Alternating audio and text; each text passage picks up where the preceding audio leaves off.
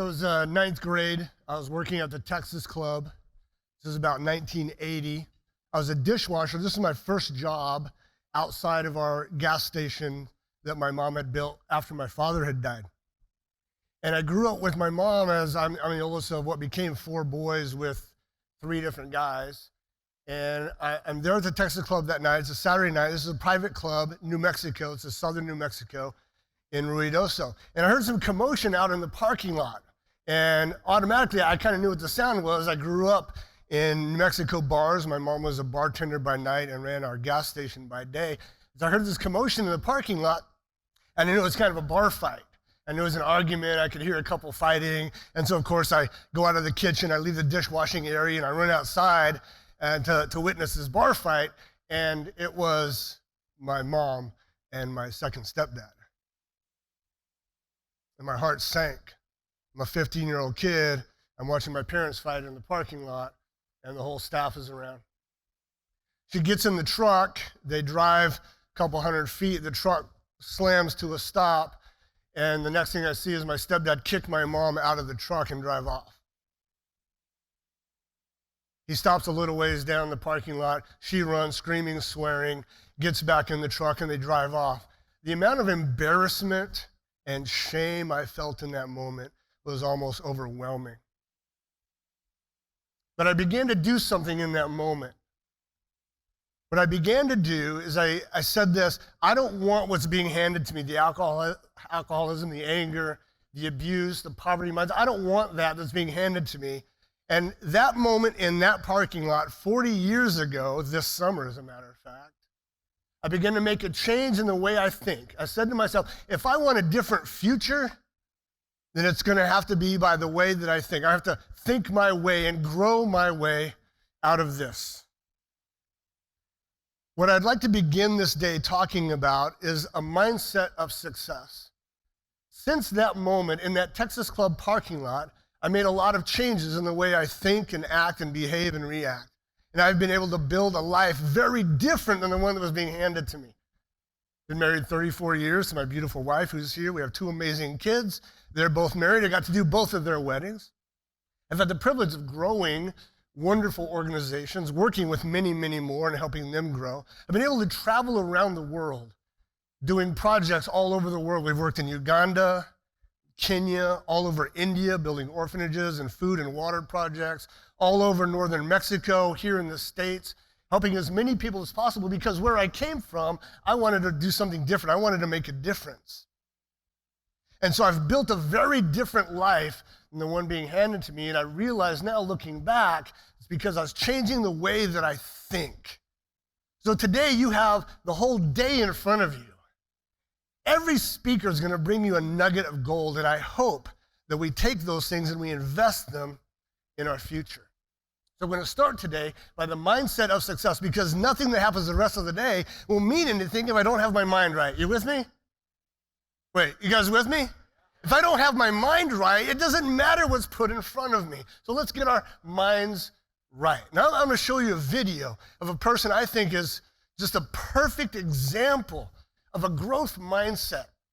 I want you to learn from this person. Every time I watch this video, I'm inspired. So take a look at the screen. Show Daddy. Go walk to Daddy. That's okay. Oh my God.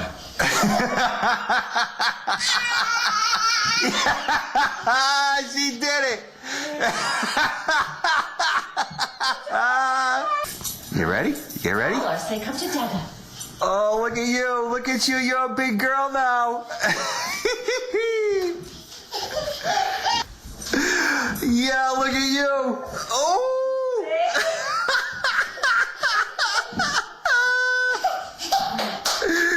Yeah. Oh.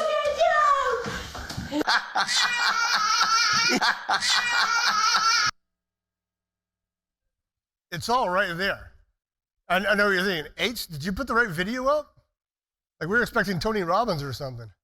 No, this is what I meant. Everything you need to know about the mindset of success is right here in Baby's First Steps. In your notes, I hope you take some notes.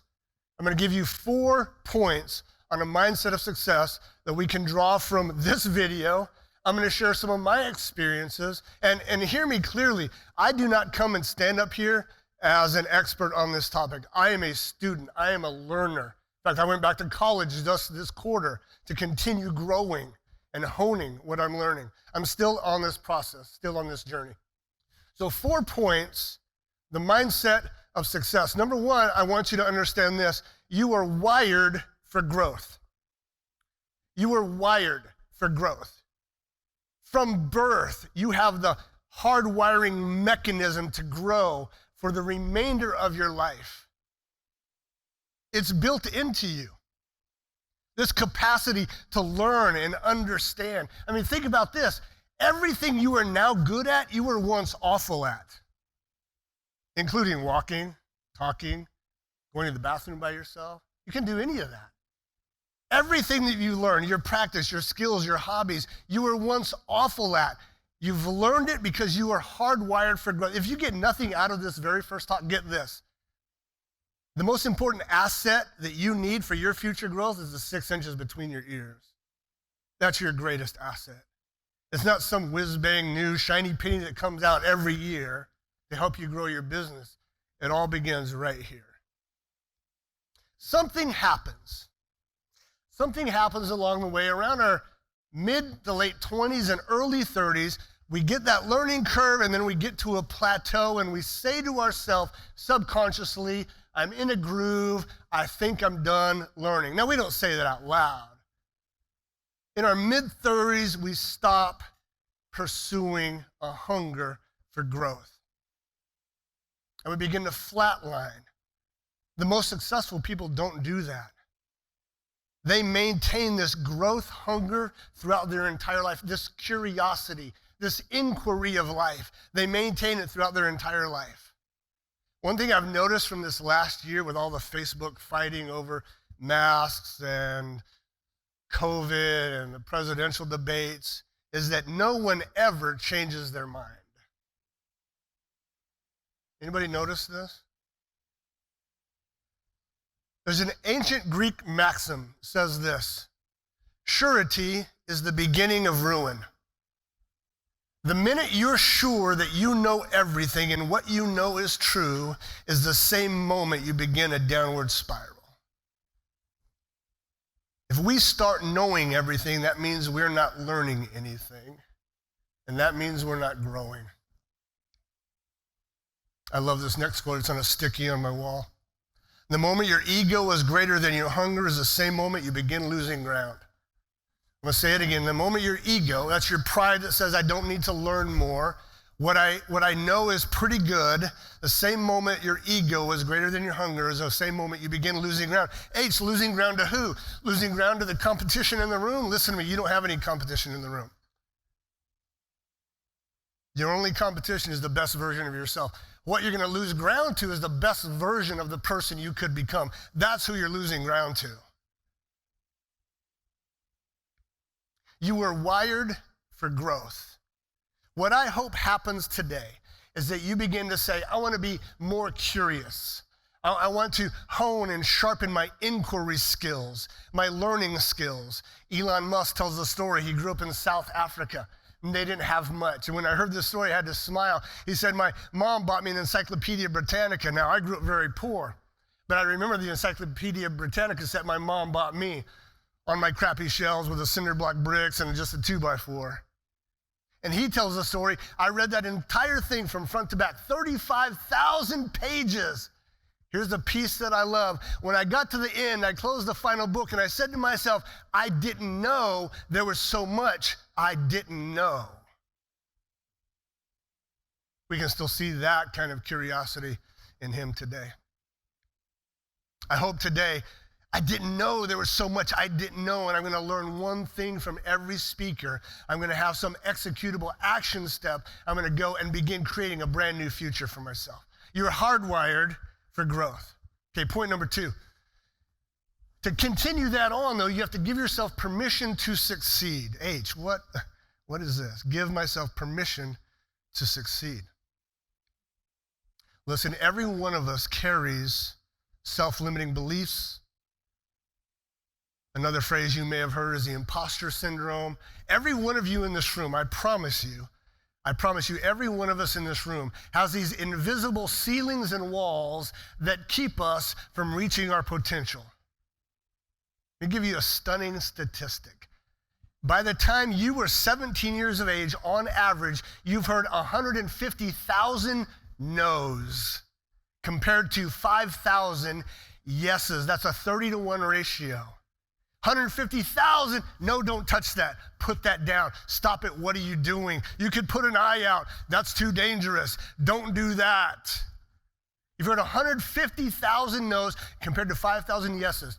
You are neurologically wired toward the negative. Process that. You're neurologically wired toward timidity, staying within the lines, stay in your lane, play it safe, color within the lines. You're neurologically wired to stay away from anything that might be unsafe, dangerous, risky, unknown. If we're going to reach our capacity, your capacity as a business owner, as a chiropractor, it's going to have to come with your own permission. Give yourself permission to succeed. I want to talk to you just a second about confidence. This is a piece of it.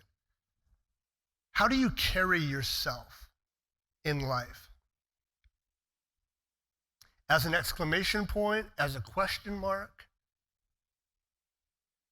What I notice about a lot of business owners, I work with business owners, many of them don't carry themselves with an authentic confidence. I don't mean an arrogance, I mean an authentic confidence, knowing that they are on a trajectory of success. They're almost apologizing for what they do to their patients, to their clients. And that's not attractive. I was given a really good analogy today, just talking with one of our future speakers, talking about how some people give handshakes that are firm and strong. Welcome to the clinic, welcome to the firm, welcome to the practice, glad to have you. And some are like this wimpy little handshake. Oh, please be my patient, please be my client, please. That's not attractive. Confidence is attractive. I'm gonna say it even bolder than that. Confidence is sexy. Confidence is attractive. It's going to pull people towards you. This is part of this. Give yourself permission to succeed. I'm going to tell you about a study that Bronnie Ware did. Bronnie Ware is a nurse in Australia. She's become a writer, a speaker, motivational speaker. She worked with terminally ill patients for 12 years. In the last 12 weeks of their life, she began to get to know each of these people that was on their way to death. And they knew it. She began to talk to them and realized that they had regrets. In fact, she wrote a book that came out a few years ago, The 5 Regrets of the Dying. You want to know what the number one regret of the dying is? It's what we're talking about right now. I wish I had the courage to live a life true to myself. I wish I'd given myself permission to live the life true to who I am. Most often, here's how it begins with us. We live our life and we're adopting what our parents thought we should be and do. We kind of just naturally adopt that. And then maybe that's transferred to a spouse, our peer group, our socioeconomic platform, the people we hang around. We naturally adopt what other people think we're supposed to be or what we think they think we're supposed to be. And that's the lane we play in. And she discovered that all these people said, I wish I had the courage, I want that word to sink in, I wish I had the courage to live a life true to myself. They talked about taking more risk, being more bold, being more aggressive, not playing it safe. I hope in this point right here, some of you are identifying some of those invisible walls of I can't. I'm not made for. If I don't have blank, then I can't do blank. All those invisible walls are keeping you back. Today is the day to bust through at least one of those. I'm not made for. I don't have the right education. I don't blah, blah, blah. I'm not enough, yada, yada, yada. All those invisible ceilings hold us back. Give yourself permission. Take a breath in for me. Give yourself permission to be freaking amazing. HR, that sounds fantastic. Probably after that, then, it's all rainbows, unicorns, and sunshine. No. Falling is part of winning. My favorite part of that Baby's First Steps video is this piece right here. I love that she falls and gets up again and again and again. Falls, gets up, giggles, the parents are giggling, falls, gets up, falls, gets up, falls. Imagine this, imagine. Follow me here. Imagine after fall number 2 or number 3, she says in her little baby mind, I guess walking's not for me. I guess I wasn't made to be a walker. Maybe I'm just made to be a crawler. Walking seems difficult. They're all doing it. Apparently, walking's not for me. But she doesn't because she's wired for growth, because she's giving herself permission to succeed. She gets up again and again and again and again and again. I love that part. Again, something happens along the way. That's how we began. You fell so many times before you learned to walk. Something happens along the way, again in our 20s and 30s and 40s, that falling becomes, no, the risk of danger and loss becomes too great, and we stop risking things. We stop being courageous. We stop trying to innovate and create and try new things because we might lose this, and what will people think, and we stop. We stop falling. Now listen, if you walked in here today and you have some bloody knees and scraped up elbows and a bloody nose from trying new things that didn't all work out, you're my people. You're my people. Because falling is part of winning. On the flip side, if you came in today, smooth knees, perfectly, you haven't fallen in a long time, you're not trying hard enough. If you're not occasionally falling, you're playing too small. You should write that down. If you're not occasionally falling, you are playing too small. I'm going to give that time to sink in. If you're not occasionally falling, now I'm not talking about being reckless. I'm not talking about being careless. I'm talking about being courageous. You're more than you think you are. You're more powerful than you think you are. But if you're not occasionally falling, then that mindset of success doesn't apply to you because all successful people fall. Let's just quickly talk about Steve Jobs. Fired from the company he began. How embarrassing is that? He tried to start a computer company next. Abysmal failure. He had to learn some things about how he carried himself and interacted with people. He came back to Apple. We know the rest of the story. Holy cow. Falling is part of winning. I think we all know the story of Edison, right? It's 1,000th try before he invented the incandescent light bulb. What did he say? It took me 900. I know 999 ways not to build a light bulb. Falling is part of winning. Now, here's what you're probably rightly thinking. H, you're referring to the baby falling and getting up. And that's a great analogy, but when we get to be our age, it's a lot further to the ground. I mean, she falls and gets up. We're like, oh, we giggle. How cute. If I fell up here, it would not be cute. I mean, just finish the talk from a prone position. It would not be cute. So I will agree with you that the risk is greater the older we get because the fall is farther. What we have to really think about is, what am I afraid of? Ask ourselves those hard questions. What am I afraid of? Is that fear legitimate? How can it be circumvented? What do I need to do to overcome it? Let's talk about fear for a second. I was at a coaching conference in San Diego, and the host was doing an interview with a lady who was now a consultant and a coach, but in her former life, she was the first combat fighter pilot in the Marines, now a retired lieutenant colonel. First female combat fighter pilot for the Marines, flew in Afghanistan and Desert Storm. Up on stage, did her talk, it was good. I'm Air Force, she's Marine. So after she came down, I chatted her up a little bit, and I asked that question. So when you flew into combat, were you afraid? Stupid question, absolutely. They say there's no stupid questions. Well, that's one. She laughed and she said, of course I was afraid. In fact, I was so afraid sometimes I wet my pants. And I laughed. I said, oh my gosh, you wet your pants. What'd you do then? She said, I flew into combat with wet pants. That's a sticky note on my wall. Sometimes, people, you fly into combat with wet pants. What big thing do you have on the horizon that you would like to attempt, accomplish? Branch out, add on, buy, scale, multiply.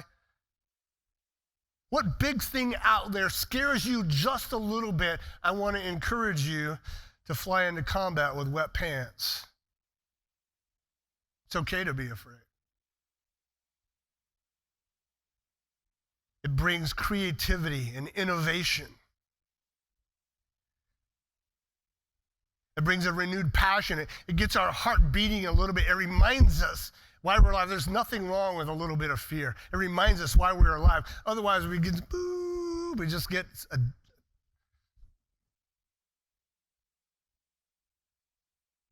You are wired for growth. But you got to give yourself permission to succeed. Carry yourself with an authenticity that says, I'm on a trajectory of success. Give yourself permission to bust through some of those ceilings. Recognize you're going to fall along the way. That's absolutely okay. Not only is it okay, it's mandatory and you need it. For all this to happen, though, I would encourage you that number 4, you surround yourself with some champions. It's my second favorite part of the video. My first favorite part is how many times she falls and gets up. That resilience, that grit. We're going to talk about that in my second talk when we close today. Here's my second favorite part is the parents. Come on, yeah, you got this. You can do this. You know how we are. Yes, absolutely. Oh, falls down. Get up. You got this. Get up. Oh, 2 steps. Yeah. Oh, 4 steps. 5 steps. Oh, my gosh, you're amazing. We need people like that. We need people like that. They're rare, they're beautiful, but we need people like that are championing us to be the best version of ourselves. Now, you're going to attract 2 other groups that aren't in your best interest. Write this down. You're going to attract the insecure haters. Here's what they sound like. Oh, look at H, he's trying to walk. Oh, he's a walker. He's too good for us crawlers. This is what I heard from my family. They were the alcoholic drug addicts. I was the black sheep trying to go to college and make something like, oh, look at H. Oh, too good for us now. He's all walking. Look at him. Even when you're stumbling, you're like, oh, okay. Oh, I didn't know. What are we, low class now? Oh. You're going to hear some of that. As you climb your summit, you're going to hear some of people. It's just their insecurity. It's their pettiness. It's their fear. You're embarrassing them by your success. Listen, I'm going to tell you the truth. As much as this hurts, boundaries are going to have to be drawn around the insecure haters, or you're not going to go anywhere. And that can be painful, and that can be real. The second group you have to be aware of are the arrogant runners. They're already ahead of you, and they let you know about it. Oh, look at H, he's walking. By the time I was that age, I was running. I was hurdling. I was doing races. I was in steeplechase by the time I was your age. What took you so long? You don't need those people either. You don't need those people. What you need are champions who want you to win just for you. Now, understand I'm saying the word champion, not cheerleader. Now, I don't want to offend any former cheerleaders in the audience. Let me distinguish the difference. A cheerleader is going to always tell you how great you are, and you and I both know you're not. You screw up, and when you screw up, you need someone who loves you enough to tell you. That's a champion. A champion is going to say, get up, you got this. 2 more steps. You did 2, let's do 4. You did 4, let's do 8. You fell down, no problem. They're going to tell you what you need to hear, not what you want to hear. That's a champion. You need them in your life. Norman Vincent Peale said this, many of us would rather be ruined by praise than saved by criticism. That also is a sticky note on my wall. Surround yourself with champions. People who call greatness out of you. Could be a mentor, could be a great friend, could be a coach. I went out and got these people. I didn't have these people in my life. I went out and got them. I found people that I admired and I asked them, would you teach me how to build a business? I wrote an email to a New York Times best-selling author, Times 2, wrote an email, could we sit down and have lunch? Completely expecting, no, of course not. Yes, built up a relation with her, a friendship with her. She's invested in me. Surround yourself with people, even if you have to go out and get them. Go out and get them. Okay, I'm going to close with this. How many of you like gifts? A third of the room? How many of you like gifts, but you're way too cool to raise your hand the first time I ask? Thank you. We all like gifts. Let's be real. We all like gifts. Today at happy hour, I know there's some amazing gifts being given out. At our booth, we're giving out dinner for two at Texas Day Brazil. Shameless plug for our booth, Leaders Ed. The best gift you're going to get today is the one you're about to give yourself. I want you to give yourself the gift of choice. Go ahead and write that down. The best gift you can give yourself today is the gift of choice. Let me point out the obvious, and then I'll extrapolate it. You chose to be here today. I don't mean be here at the summit. I mean you chose to be here in life. Follow me. You chose this industry. You chose this profession. You chose where you practice. You chose who you're married to, whether you're married or not. You chose the house you live in or the apartment you live in. You made all those choices. You chose whatever car you drive. You chose where you went to school. You chose all of that. Your journey to today is all about your choices. Your choices got you here. Now, some of you are already arguing with me in your mind. I know what you're saying. There's a lot of things that people do that aren't my choice that affect my life. But you get to choose how you react or respond to those things. That's on you. The gift you're giving yourself right now is this gift of radical accountability. Everything in life, you chose to be here today. That's your choice. The good, the bad, and the ugly, you chose it. Here's the good news. If you chose your way here, you can choose your way forward. I'll say it again. If you have the power to choose your way to this moment, you have the power to choose your way to an amazing future. 40 years ago, I stood in that Texas Club parking lot. I saw a life I did not want. And I began to make a series of choices. I had no idea where they would lead. I began to make a series of choices. That's not what I want. I don't exactly know what I want, but I know I want to grow myself out of this place. I put a flag in the ground and changed my entire future. I hope what you do today is you put a flag in the ground on your journey and you say, whatever got me here, you probably have some bumps and bruises along the way too. You probably have some scars, some home runs, and a lot of striking out. You put a flag in the ground of your journey and say, today, I'm going to make sure that I change the way that I think so I pave my way to an amazing future. That's the mindset of success. I'm H.R. Huntsman. Thank you so much for your time. I appreciate it.